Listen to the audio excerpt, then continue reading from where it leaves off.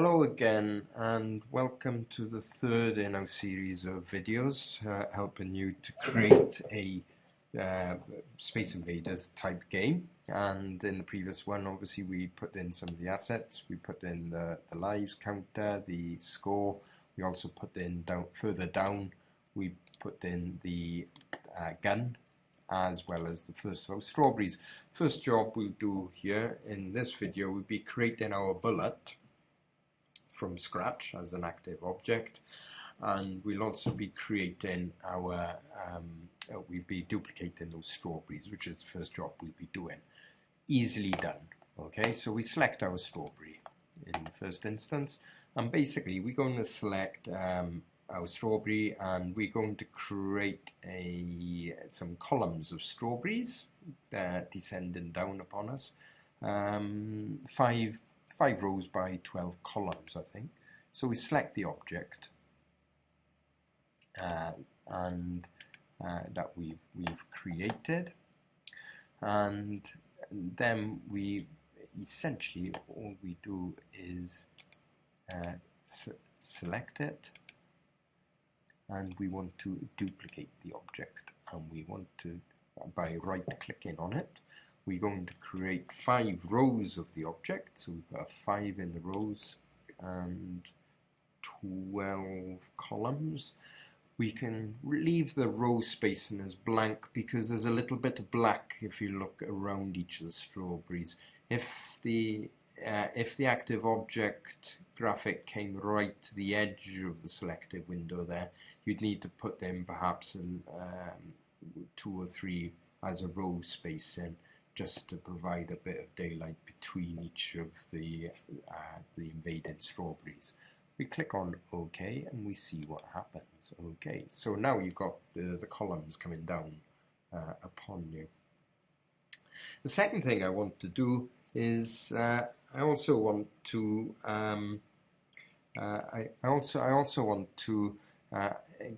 control this movement, because when I check the movement by testing it, I go to run and I go to applications, and you can see it's starting to look a bit more like a Space Invader game. And obviously I'm hitting a button and nothing's happening. We hope to do something about that fairly soon. On this, if I was to keep pressing, what would happen is what we want is for the gun to stop at the edge of the window. It is constrained. Now, if I left that as it was, in order to achieve that, I got to do the following. I'm going to introduce you to this. I've set up the rule previously for you, just to see it in action, and then I'll recreate the rule for you. What we do is we press on the keyboard Control and E, and that brings up what's known as the event editor. And as you can see, I've got a rule already in there. And if you look very carefully, it says if essentially that's what it's saying, the gun graphic leaves the play area, left or right, then that happens. Okay, it's a rule, and that is the action that it occurs. And if I hover over it, the flyout stop appears, or the little graphic word appears. If I delete that, and we'll recreate it in a moment, we'll see what happens. I press Control and M, and that takes us back into, and I'll run the thing again. Look, bye-bye, it goes.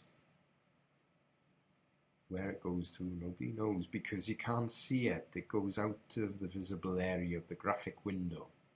So what we need to do, we put that rule back in again. Easily done, and I can do it in relative GIF. We select our object, okay. We can press Control, we don't even need to do that to be fair. We can press Control and E, I beg your pardon, and essentially what we do, we want to add a new condition. And the new condition will be based on our bat, the small bat, or we call it our gun. Okay, now you're very tempted to left click on that, but we don't do that. Notice there's no OK button down the bottom. So what we do, we require to right click on it, and we want to check on the position of the gun. So we want to test the position of small bat 1, as it's called. And we can test the position purely by clicking on these little arrows inside this graphic here. If I click on that and click on that, it's testing. It'll test to see if the graphic leaves the frame area. So if it leaves the frame area, we want it to perform an action, or if it's about to leave the frame area. Essentially, we want it to do an action. If I click on OK here, the action will be on the gun. We want it to stop, and we can right click on that, select movement, and select movement stop. And when the flyout appears, it says stop in there as it did before. To show that working, I press Ctrl and M, and we can go run again, or F8, F7, and we can, when I test it, that happens. Okay, right then, so I'm desperate now to start shooting some of these things, and notice they're not either at this stage dropping any bombs. Hopefully we'll sort that out fairly soon in the next video. So what I want it to fire its guns and shoot a bullet at the strawberries, and when it makes contact with the strawberry, we want it to destroy the strawberry and create a bit of an explosion in the process, as it did in the initial game I showed you. If we will be hit by dropping bombs coming down from the said strawberries, and we will die and we lose one of our lives. And hopefully we'll build up a nice big score in the process as well. So how do we do that? Well, we do that by use of an active object. I'm going to we could choose something from the library down here, but there's nothing really in here that grabs my fancy. Okay, there's, they're either too big or too small or whatever, and it's easy enough to create our own. So that's what we do. We're going to create a new object. The object we're going to be adding will be an active object. Paradoxically, it's going to be that little running man again, or running person. Click on OK, and we've added our active object. Just throw him off there for a moment. Now, that doesn't look much like a bullet. So what we need to do is edit that, which we can do simply by double-clicking on it, and this brings up the edit the active graphic. And I can easily get rid of everything that's there by using this tool here. It's the selection tool, just pretty much deleting what we've got. I can select a color for our bullet. I'm now free to edit this whichever way I like. So I'm going to edit this, and I'm going to then perhaps choose a light beige color, maybe, or I could more like a fluorescent green, maybe. Okay, or the choices here is endless, and I could be here for several days trying to make my mind up. So I think I'll select the bright green colour. So we're going to have a bright green bullet, which hopefully will stand out a little bit. I will use the fill tool, or the brush tool, I beg your pardon, and we can use the brush tool then to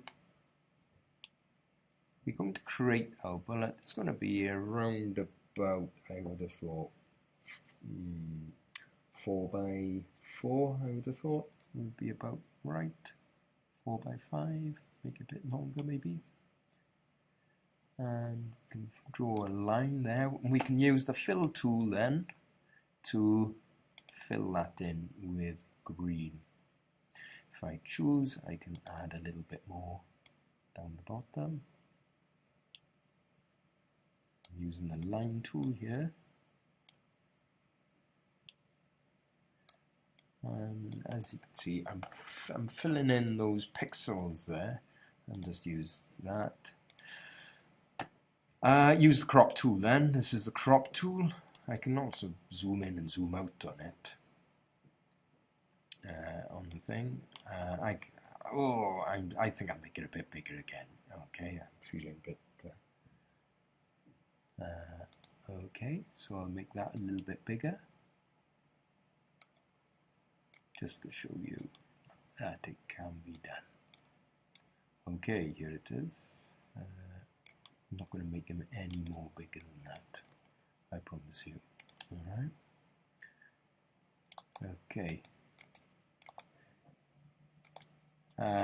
Right, so I'll just tidy up down the bottom there. If I wanted to tidy it up, I could use the eraser tool on it. Oh, that was a little bit enthusiastic. Use the undo tool on it. And have another go with the eraser. And I can use the eraser tool to erase anything that I particularly don't want it to be there. Okay, once I've done that, I can crop it.